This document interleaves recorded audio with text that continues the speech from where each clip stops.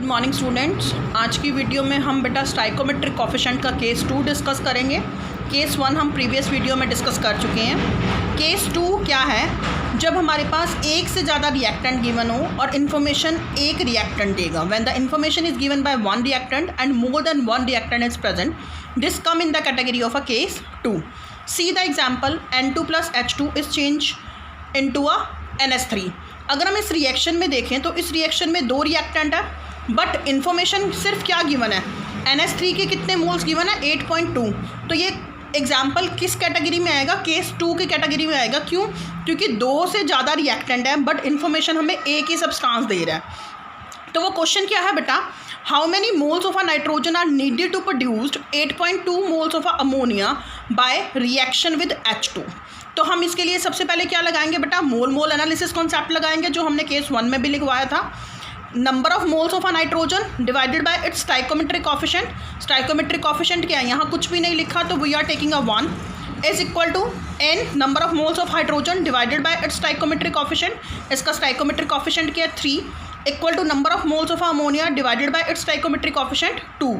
अब क्वेश्चन में देखो बेटा क्या गिवन है? 8.2 moles of ammonia. Ammonia given के 8.2 मोल्स गिवन है, तो number of moles of ammonia की जगह हम इसकी वैल्यू रख देंगे 8.21।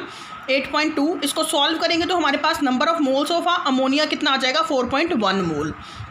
अब क्वेश्चन में वो बेटा पूछ क्या रहा था कि कितने नंबर ऑफ मोल्स रिक्वायर्ड है for the formation of 8.2 moles of ammonia. तो हमने number of moles of nitrogen calculate करना है, तो हम इसको इक्वल कर देंगे number of moles of ammonia के, जो क्या है 4.1। जब हम क्रॉस मल्टीप्लाई करेंगे तो हमारे पास क्या आ जाएगा? 4.1 मोल। मीन्स कि नाइट्रोजन के हमें कितने नंबर ऑफ मोल्स चाहिए? 4.1 मोल ही चाहिए। लेट्स सपोज देखो, अभी तो खाली क्वेश्चन में उन्होंने number of moles of nitrogen पूछा था। अगर इंस्टेड ऑफ नाइट्रोजन वो हाइड्रोजन पूछ लेते तो हम number of moles of hydrogen divided by its stoichiometric coefficient को किसके इक्वल कर देते? 4.1 के। क्रॉस मल्टीप्लाई करते तो वो कितना आ जाता? 12.3। मीन्स कि 8.2 मोल्स ऑफ अमोनिया बनाने के लिए हमें 12.3 मोल्स ऑफ हाइड्रोजन और 4.1 मोल ऑफ नाइट्रोजन चाहिए। तो इस तरह से हम ये न्यूमेरिकल सॉल्व कर सकते हैं केस 2 के। एक और एग्जाम्पल देखो, इसका क्या है? देखो वो क्वेश्चन में क्या कहना है बेटा कि अगर हम मीथेन की कंबशन करते हैं, कंबशन मतलब हम उसको बर्न करते हैं, और कोई भी चीज जो बर्न होती है वो किसकी प्रेजेंस में होती है? ऑक्सीजन की प्रेजेंस में बर्न होती है। जब हम मीथेन की कंबशन करेंगे तो हमें क्या मिलेगा? Carbon dioxide and water. किसी भी हाइड्रोकार्बन पर ऐसा ऑर्गेनिक कंपाउंड जिसमें कार्बन और हाइड्रोजन होता है, उसको जब हम बर्न करते हैं तो वो बर्न करके कार्बन डाइऑक्साइड और वाटर रिलीज करता है। अब ये क्या है? एक अनबैलेंस्ड इक्वेशन है, इसको बैलेंस करेंगे। This is a unbalanced equation. अब बैलेंस करेंगे तो बैलेंस करने के लिए this is a balanced equation. Balance तो कर लोगे ना बेटा अपने आप? This is a balanced equation. अब हम इसके लिए मोल एनालिसिस वाला कॉन्सेप्ट लगाएंगे। मोल एनालिसिस वाला कॉन्सेप्ट कैसे लगेगा? Number of moles of methane divided by stoichiometric coefficient. कितना है इसका स्टाइकोमेट्रिक कोफिशिएंट? बोलो। Stoichiometric coefficient is 1 equal to, बोला करो बेटा साथ, number of oxygen divided by इसका स्टाइकोमेट्रिक कोफिशिएंट क्या है? 2 equal to number of moles of carbon dioxide, stoichiometric coefficient is 1 equal to number of moles of hydrogen, its stoichiometric coefficient is 2। ये वाली statement clear है ना बेटा? कैसे लगाते हैं? Very good, very good. अब देखो हमें क्या गिवन है।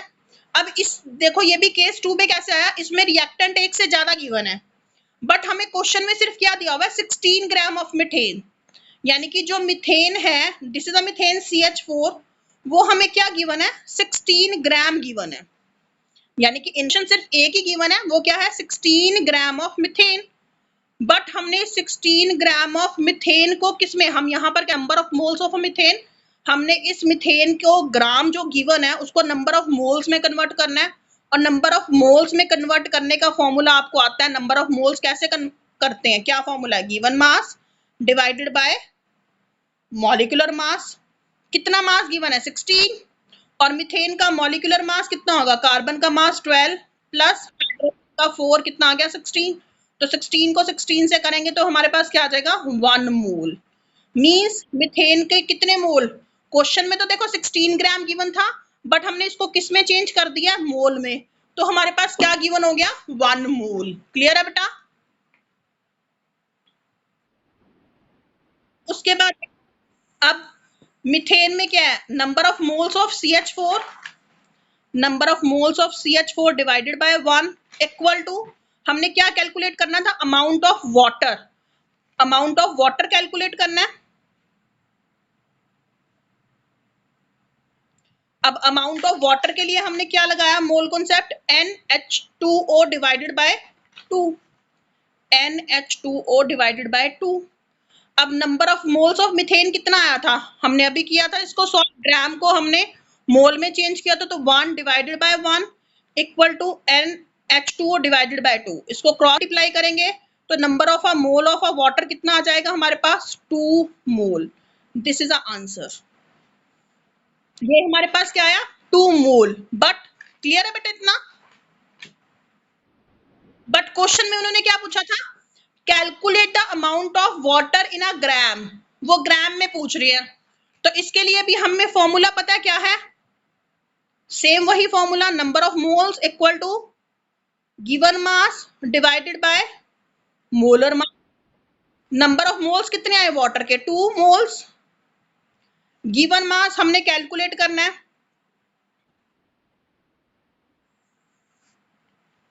एक मिनट बेटा वेट करो। देखो अब नंबर ऑफ मोल्स 2 थे, गिवन मास हमने कैलकुलेट करना है। मॉलिक्यूलर मास कितना होता है H2O का, हाइड्रोजन का 2 प्लस ऑक्सीजन का 16, कितना हो गया, 18। तो molecular mass of water is 18 ग्राम। तो अब हम इसको क्या करेंगे, क्रॉस मल्टीप्लाई कर देंगे, तो गिवन मास कितना आ जाएगा, 18 मल्टीप्लाई बाय 2 कितना आ जाएगा, 36 ग्राम इज द आंसर। अगर मोल में पूछेंगे तो 2 मोल आ जाएगा, अगर ग्राम में पूछा है तो 36 ग्राम आ जाएगा। क्लियर है बेटा?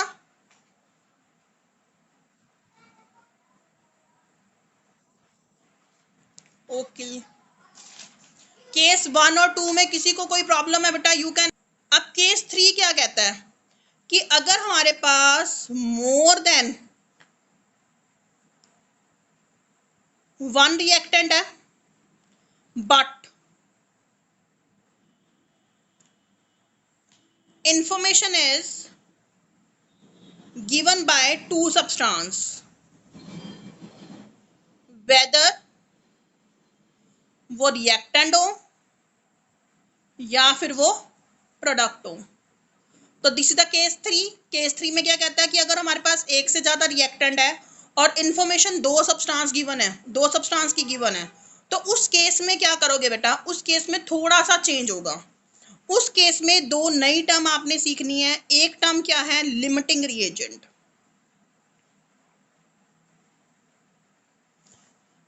और second term is the excessive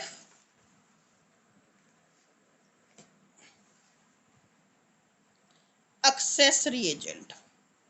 देखो इस लिमिटिंग रिएजेंट और एक्सेस रिएजेंट का मतलब क्या है कि जैसे अगर कोई भी रिएक्शन हो रही है, उस रिएक्शन में जो जल्दी कंज्यूम हो गया, मतलब जैसे मैंने कहा कि कोई एक रिएक्शन है, एक रिएक्शन में हमारे पास 2 रिएक्टेंट है ए और बी, अगर उसमें ए रिएक्टेंट पहले खत्म हो गया तो इसका मतलब ए रिएक्टेंट जल्दी कंज्यूम हो गया सी में चेंज होने के लिए। तो जो रिएक्शन में जल्दी कंज्यूम होता है या फिर जो कम अमाउंट में लिमिट में प्रेजेंट होता है, उसको हम क्या बोलते हैं, लिमिटिंग रिएजेंट। तो लिमिटिंग रिएजेंट की क्या डेफिनेशन बनी, which is present in limit, मतलब कोई भी चीज लिमिट में है। या फिर हम क्या कह सकते हैं, which gate consumed first in reaction, जो रिएक्शन में पहले कंज्यूम हुआ, मतलब जो जल्दी खत्म हो गया, उसको क्या बोला, लिमिटिंग रिएजेंट। और एक्सेस रिएजेंट क्या हुआ, which is present in excess, या फिर हम क्या कह सकते हैं, which is left in reaction reagent. Clear है बेटा इन दोनों टर्म का मतलब? देखो वो कह रहे हैं, देखो एक्सेस रिएजेंट एक एग्जांपल से समझो बेटा। जैसे देखो मैंने कहा कि हमारे घर में 5 मेंबर हैं, 5 मेंबर हैं तो हमारे घर में अगर जो बनाना है वो बनाना 10 है, ठीक है, तो बनाना क्या हुआ, एक्सेस में हो गए क्योंकि मेंबर तो 5 थे, तो मैंने सबको एक एक बनाना दे दिया, एक एक और बनाना दे दिया, तो 10 के 10 कंज्यूम हो गए।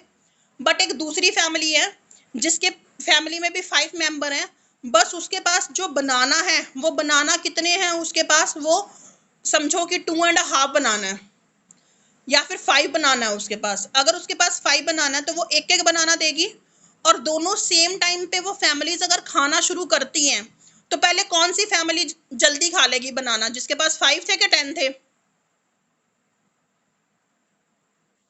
यस, मतलब कि जो 5, दोनों में ही 5 मेंबर थे, बट जिसके पास 5 बनाना थे उनके पास लिमिट में थे कि उन्होंने एक एक बनाना खाना है। बट जो दूसरी फैमिली थी जिसके पास 10 बनाना है उसके पास बनाना एक्सेस में थे, ज्यादा थे कि वो एक एक खा के उन्होंने एक एक और खाना है। तो मतलब जो जल्दी खत्म हो गए वो क्या है, लिमिटिंग रिएजेंट। जो बचे रहे यानी कि जो दूसरी फैमिली जिसके पास 10 बनाना थे उसने 5 खाने के बाद भी उसके पास 5 बचे रहे, वो क्या है, एक्सेस। मतलब जो चीज ज्यादा होती है उसको एक्सेस बोल देते हैं, और जो चीज कम होती है उसको क्या बोल देते हैं, लिमिट। सिंपल ध्यान रखो, लिमिटिंग रिएजेंट जिसके नंबर ऑफ मोल्स रिएक्शन में कम होंगे, एक्सेसिव जिसके नंबर ऑफ मोल्स ज्यादा होंगे। क्लियर है? रिएजेंट बेटा केमिकल कह लो, जो भी रिएक्शन में लिख रहे हैं रिएजेंट, या फिर कोई भी हम सब्सटेंस लिख रहे हैं।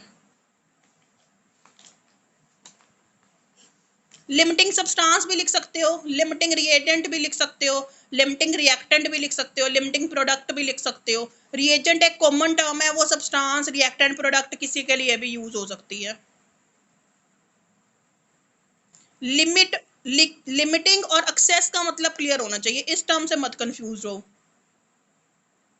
लिमिट मतलब जो एक लिमिट में प्रेजेंट है, एक्सेसिव मतलब जो एक्सेस में प्रेजेंट है। क्लियर है? और एक चीज ध्यान रखनी है, अब इसमें नहीं है, वो नई चीज क्या है कि इसमें जो मोल मोल एनालिसिस वाला हम कॉन्सेप्ट लगाते हैं, या फिर अगर हमने किसी भी चीज का अमाउंट निकालना है, अमाउंट ऑफ सब्सटेंस कैलकुलेट करना है, वो किस पे डिपेंड करेगा? It depend upon limiting reagent.